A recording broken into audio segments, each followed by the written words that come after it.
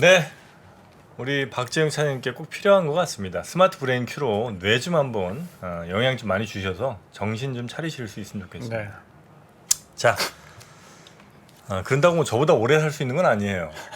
이미 저는 120살 찍어놨기 때문에 저보다 더 오래 살려고 노력 많이 하시는 것 같은데 쫓아가기가 쉽지 않네요. 쉽지 않습니다. 후발주자라서. 정프로는 이미 3년 전에 다 채워놨어요. 그렇죠? 마일리지 네. 다 쌓아놨습니다. 자, 그러면 마일리지 하나 없는 우리 권순우 취재팀장님 잠깐 모시겠습니다. 어서 오십시오. 네, 안녕하세요. 안녕하십니까? 선프로TV 권순우 취재팀장입니다. 네, 손흔들 뭐죠? 분위기는 아닙니다만. 흔들 분위기 아닌 것 네, 같아서. 일단 바로 알려주십니까? 네, 오늘 내일 먹통 사태. 아침까지 좀 기다릴 수가 없어서 네. 저녁에 나왔습니다. 사실 어떤 날도 이런 일이 발생을 하면 안 되는데 그렇죠. 오늘 아침 동시호가는 정말 투자자들이 예민한 시간이었습니다. 그 2차 전지 주식이 맞아요. 금요일 날 급등하면서 마감을 했는데 오늘이 되게 중요한 날이었죠. 예, 뭐 항상 중요하지 않은 날은 없겠지만 이게 다시 이제 반등을 하게 될지 아니면은 그 불안한 심리로 폭락을 하게 될지를 고민하고 있는 그 와중에 시세가 멈춰버리는 일이 발생을 했던 거죠. 네. 그러면서 이제 코스피 같은 경우는 이제 9시 8분까지 정지가 돼 있었고요. 네. 코스닥 같은 경우는 12분까지 정지가 돼 있었습니다. 그 일단 상황에 대한 말씀을 좀 드리면은 그 한국거래소가 있고 한국거래소의 전산 시스템을 운영하는 자회사 코스콤이라는 곳이 있습니다. 코스콤. 예. 네. 그래서 코스콤 쪽에서 전산 오류가 발생을 했던 건데요.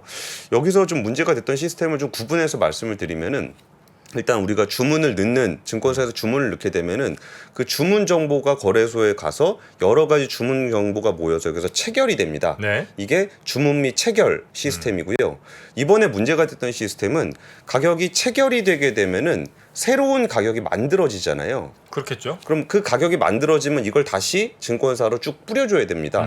그래서 그 과정에서 그 이른바 분배 시스템 쪽에서 오류가 발생을 했습니다. 분배 시스템. 예, 그러니까 그러니까 시세가 체결이 되면 체결된 정보를 증권사로 분배해주는 시스템 이쪽에서 문제가 있었습니다. 네. 그러다 보니까 증권사에서 이제 우리가 HTS나 MTS를 보게 되면은 거기서 오는 호가 정보가 이렇게 떠야 되잖아요. 네. 근데 그게 안 뜨고 버벅거리거나 멈추거나 그런 일이 발생을 했던 거예요. 그리고 이게 사실 오늘이 또 그 파생상품 거래가 15분 일찍 시작하는 첫날이었습니다. 그래서 혹시 이거 파생 시스템을 관리하다가 같이 좀 오류가 있었던 거 아니냐라는 우려가 좀 있긴 했는데 이 부분은 이제 거래소와 코스피와 파생상품 시장의 시스템을 달리 운영을 하고 있다라고 하더라고요. 그래서 거래소에 물어보니까 그래서 이제 파생하고 직접적으로 관련 있는 거는 아니다라는 얘기고요. 그러면은 우리가 또 제일 중요하게 생각하는 게 9시 동시호가잖아요. 네. 동시호가 때 시세가 떠 있다가 내가 주문을 넣고서 거기서 이제 단일가 매매로 체결이 되게 되는데 그 부분에서 일단 아까 설명드렸던 것처럼 주문 및 체결 시스템에는 문제가 없었고 분배 쪽에 문제가 생겼던 거니까 동시호가에 체결된 거 자체에서는 문제가 없었다고 합니다. 네. 주문 넣은 그 동시효과는 예, 네. 동시호가는 다 체결이 됐는데 체결이 되고 나면은 새로 가격이 형성돼서 분배가 안 된 거기 때문에 네. 동시호가에서 나온 가격에 좀 문제가 동시호가는 체결이 됐고 그 다음에 그 이후에 문제가 생긴 겁니다.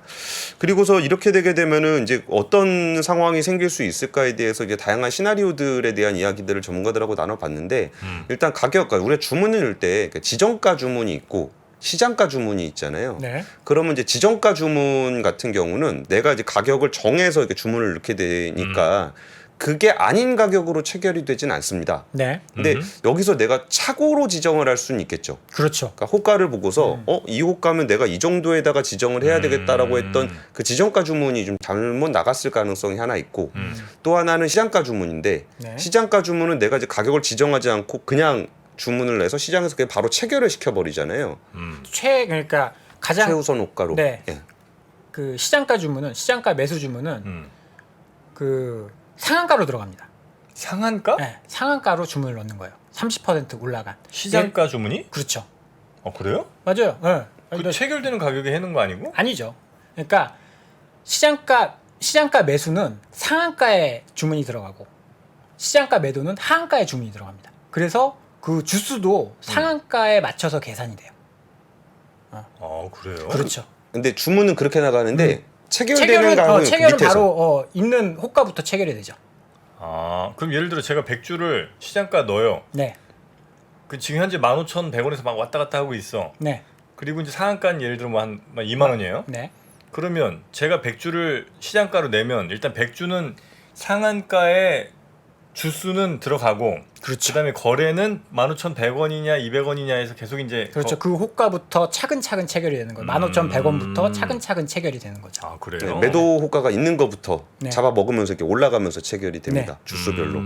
근데 이거를 내가 시장가를 이게 거의 HTS나 MTS에 떠 있는 걸 보고 네. 이 가격이면 나는 바로 사고 싶다.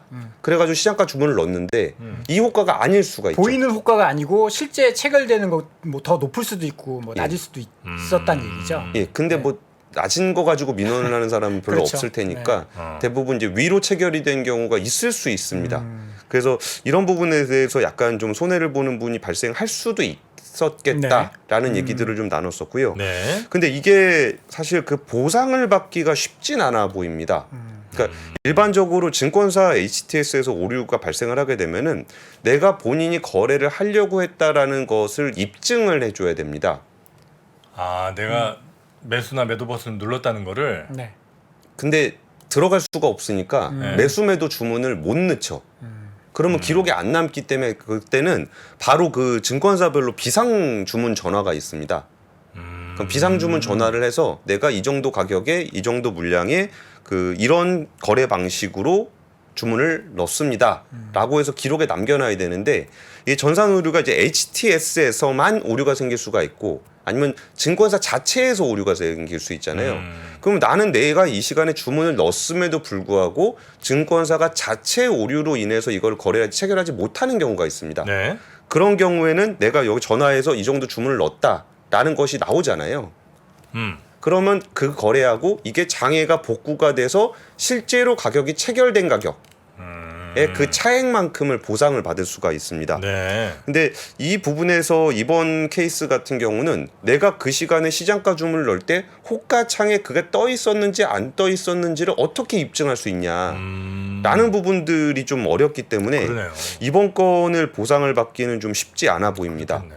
그러니까 이게 참 답답한 거죠. 이렇게 거래를 하는 입장에서는 난 순간적으로 이걸 딱 주문을 하고 싶었는데 못했던 분이 분명히 계실 텐데 이런 식으로 그걸 다 입증하라 그러면 내가 핸드폰 들고 있다가 거래 안 되네 그 동영상에서 뭐 찍고 막 이럴 수는 없잖아요. 네네네. 근데 이게 이제 또 그러면 실제로 이 사람이 거래를 할 생각이 없었는데 나는 그냥 원래 더 싸게 하려고 그랬는데요라고 해서 그냥 주장을 할 수가 있잖아요. 그래서 입증 책임 부분이 좀 어렵다는 점이 굉장히 답답한 노릇입니다. 네. 이게 또 그나마라도 오늘 아침에 이렇게 대부분 우리가 좀 예민하게 보고 있었던 2차전지 주식들이 많이 올랐잖아요. 그러니까 그나마라도 조금은 반발이 좀 덜할 텐데 혹시라도 만약에 내가 바로 팔려고 그랬는데 이 호가가 멈춰가지고 못 팔았다. 근데 갑자기 폭락해버렸다. 네. 이랬을 문제가 경우에는 심해지죠. 굉장히 문제가 좀 심해질 수가 있었던 건입니다. 네네. 그래서 이 문제는 어쨌든 그러니까 거래소에도 이게 관련한 보상 기준이 있기는 한데 네. 거기에 대해서 이렇게 뭐 보상이 많이 이루어질 것 같지는 않은 사건이 됐습니다. 근데 한국거래소에서는 일단은 다시는 이런 일이 발생하지 않도록 만반의 조치를 하겠다는 얘기를 제가 뭐 거의 기자생활 시작할 때부터 지금까지 들었던 얘기인데 그 일들을 거의 일어나지 않을 일이다라고 생각하겠습니다. 예, 그래서 네. 오히려 좀 기억해 주셨으면 좋겠는 거는 그러니까 이런 일이 발생을 하게 되면 내가 어떻게 조치를 해야 되는지 왜냐하면 순간적으로 그거에 대해서 내가 입증을 못하게 되면 보상을 못 받으니까 그런 일이 발생하면은 일단 먼저 이 상황을 입증할 수 있는 근거를 좀 남겨두셔야 된다. 이걸 뭐 핸드폰으로 찍어놓든지 아니면 비상 주문 전화를 거시든지 이거는 좀 어느 정도는 염두에 두셔야 될 것 같다라는 네네네. 말씀을 드리겠습니다. 그리고 대부분 로고 기록이라는 게 남기 때문에 모바일이나 이런 거에서 네. 지금 같은 상황에서는 자기가 주문을 넣는 거에는 문제가 없었기 때문에 그렇죠. 아마 증권사에 로고 기록이 다 남았을 거예요. 어느 몇 분에 몇 초에 주문을 넣었다. 증권사에는 사실상 문제가 없었기 때문에. 그렇죠. 예. 그러니까 본인의 로그 기록이 다 남아 있었을 거니까 그거를 공개할 거예요 로그 기록? 아니 그 고객센터에서 공개해달라고 하면 네. 해줘요? 예. 저는 이 시간에 넣은 게 확실하다라고 네. 하면 그거 다 처리를 해줍니다. 아, 그거 해줍니까 분명히? 그럼요. 예, 그리고 그 어차피 책임이 거래소에 있기 때문에 증권사가 안 줄 이유가 없습니다. 그러니까 네네네. 증권사 입장에서는 자기 고객이 손해를 봤는데 네네. 잘못한 건 거래소기 때문에 그거는 안 줄 이유가 없기 때문에 그러니까 로그인이 안 되는 경우에는 이제 남기기가 그럴 경우에는 어려운데 문제가 있죠. 로그인이 된 상태라면은 그 기록이 남아 있을 수 있습니다. 좋습니다. 일단 오늘 아침 그 MTS, HTS 먹통 사태부터 한번 짚어봤고요. 예. 그리고 짧게 요 뉴스도 하나 좀 더 전해주시면 좋을 게 예. 아침 뉴스를 전해드렸을 때 그 91개 LH 발주 아파트를 전수 공개를 했는데 15개 단지에 철근이 좀 빠져 있었다라는 얘기를 드렸는데요. 거기에 대한 그 지구가 나와서 거기에 이제 시공사를 한번 맞춰봤습니다. 네. 그랬는데 지금 그냥 표로 같이 보시면은 이걸 보고서 느꼈던 거는 이제 해당 건설사가 나쁘다라는 생각보다 이렇게까지 만연해 있었나 다양하네요. 생각이 듭니다. 입주 완료가 벌써 지금 5개 단지. 예. 입주 중인 단지도 있고. 아니 건설업체가 뭐 다 진짜 다 다르네. 그러니까 처음에는 GS 건설만의 문제인가라고 생각을 했던 건데 이렇게 여러 증권사에 여러 건설사에 이런 문제가 있다라는 게 나타났고요. 수도권에서는 분양주택이 4곳, 임대주택이 4곳에서 부실이 발견됐고 지방은 분양주택 1곳, 임대주택 6곳에서 전담 보강근 부실 시공됐다라는 게 나타났습니다. 그 기둥 개수가 가장 많았던 거는 아산탕정에 있는 지구로 362개 기둥에서 보완점이 좀 발견이 됐고요. 원희룡 장관은 여기에 대해서 일단 그 민간 기업이 발주한 무량판 구조에 대해서도 전수조사에 나서겠다. 지금은 LH가 발주한 것에 대해서 나온 거고요. 민간 시행사가 발생한 것에 대해서도 전수조사에 나서겠다라고. 조사하면 나오긴 다 나오는 모양이죠. 이게 예. 근데 이게 또 이제 시공 문제냐, 감리 문제냐, 설계 문제냐 이걸 네. 또 따져보긴 따져봐야 되는데. 어쨌든 지금, 뭐 제대로 그 원래 그 설계대로 철근 넣는지 안 넣는지는 이제 확인할 수 있다는 거잖아요. 예. 엑스레이 찍으면 나오겠죠 뭐. 하하, 엑스레이를 거기다 엑스레이 찍을까요? 아니에요? 비파괴 검사 뭐 이런 거 있지 않을까요? 그런 게 엑스레이 아니에요? MRI. MRI, CT. 하여튼 박 차장이나 저나 이게 수준이 비슷해. 예. 뛰어넘지를 못하네요, 정프로님. 어떻게 여기서 이 CT 뭐 MRI. CT, 아이고. 그게 비파기 맞을 거예요. 예. 자, 그래서 지금 15개 단지에 근데 임대주택이 일단 굉장히 많았고요. 그다음에 예. 이제 분양주택도 좀 있긴 있었는데 뭐 사실 안 들어간 데는 그것도 굉장히 큰 손해긴 합니다만 어쨌든 뭐 부수고 다시 짓는다든지 한 방법이라도 있긴 있을 것 같은데. 여기서 일단 정밀 안전 점검을 추가로 실시를 하고 그 다음에 보안 공사를 진행을 하겠다라고 발표를 했습니다. 네네네. 야 지금 이제 이게 임대 시장 임대 주택 쪽에도 굉장히 이렇게 많긴 합니다만 만약에 민간 아파트들 만약에 아니 GS가 그랬으면 똑같지 않겠어요? 뭐 그러니까 만약에 네. 그렇다면 이거 어떻게 해야 돼요? 아니 뭐 그렇다고 계속 살아나갈 수도 없고 살던 거 다 짐 빼갖고 부수고 다시 짓는 것도 보통 일이 5천억이네, 아니니까. 5천억. 이번에 GS가 쌓은 게 5,500억이거든요. 여튼 요거가 지금 현재 15개 단지가 이제 조사가 된 거고요. 예. 앞으로 계속 아마 늘어날 가능성이 매우 높은 상황. 예, 민간 조사를 진행하게 네. 되면은 추가로 나올 수 있습니다. 건설사들은 오늘 주가는 괜찮았어요. 괜찮았어요? 네. 이게 왜? 발표가 좀 전에 됐습니다. 그래요. 아침에 근데 기사가 네. 아침에 기사 오전에 제가 봤었던 것 같아요. 15개 15개가 단지라고만 나왔다. 나오고 네. 그 이후에 어딘지는. 어느 블록의 시공사가 어딘지가 좀 전에 나왔습니다. 근데 이제 그 원희룡 장관이 민간 주택까지 이제 확대하겠다.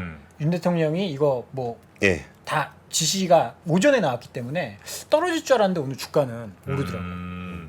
그건 아마 이런 거 아닐까요? 그 예전 기사랑 약간 헷갈렸을 수도 있어. 아니면 망한 회사들이 이제 많이 생기면 음. 나머지 건설사들은 좀 더 오히려 낫지 않을까 이런 기대. 아니면 이제 어쨌든 부수고 다시 짓는 거에 있어서 결국 이제 그러니까 해당 건설사는 아니겠습니다. 다른 건설사들이 돈 또 받긴 받을 거 아니에요. 내 거는 남이 하고 이렇게 약간 돌려막기식으로 그러니까 이제 공사 물량 자체는 늘어나는 거잖아. 그런 건 아니었을까? 내가 지은 거 부시고 또 지어도 물량이 늘어나는 거야. 그 그럼 신기하죠. 그 마술 같은 일이에요. 네. 자, 하여튼 뭔지 모르겠습니다. 오늘 건설주는 좀 올랐고요. 네. 이게 뭐 PF 걱정할 때가 아닌 것 같습니다, 그죠? PF 와 PF도 문제인데 지금. 문제인데 지금 이거 만약에 다 이거 부시고 지으면 연달아 터지기 시작하면 금융이랑 건설이랑 함께 위기가 올 수도 있겠는데요. 자, 하여튼 이렇게 오늘 두 가지 뉴스 우리 권 팀장님이 좀 정리를 해서 전해주셨고요. 근데 기자라는 직업이 좀 안 좋은 것 같아요. 왜 그렇죠? 무거운 뉴스 2개 이렇게 하시니까 좀 마음이 무겁지 않으세요? 아니 시청자분들께 필요한 정보를 이렇게 전해드리는 일이 보람되지 않다는 말씀이실까요? 아니 보람 되는데 마음은 좀 무거울 수 있다는 얘기죠. 야, 웃으면서 할 수는 없잖아요. 웃으면서 취재할 수는 없잖아요. 거의 90% 저까지 따라온 것 같습니다. 저희 한 90%까지 그럼 저 110살까지 살 수 있어요? 110살 가능. 감사합니다. 권 팀장님 오늘 고생 많으셨고요. 예, 내일 아침 뵙겠습니다. 내일 아침에 뵙겠습니다. 고맙습니다. 예, 감사합니다. 네. 아시아 외환위기 이후에 글로벌 경기가 안 좋아질 것 같으니까 미국이 금리 인상을 천천히 하게 되거든요. 근데 이때 IT 관련 산업이 굉장히 빠르게 성장을 하는데 금리 인상이 생각보다 늦다 보니까 이게 무엇을 만들게 되냐면 닷컴 버블을 만들게 됩니다. 외환 위기부터 닷컴 버블, 금융 위기, 인플레이션의 부활까지 대한민국 최고의 거시경제 전문가 오건영의 경제 이야기를 서점에서 만나보십시오.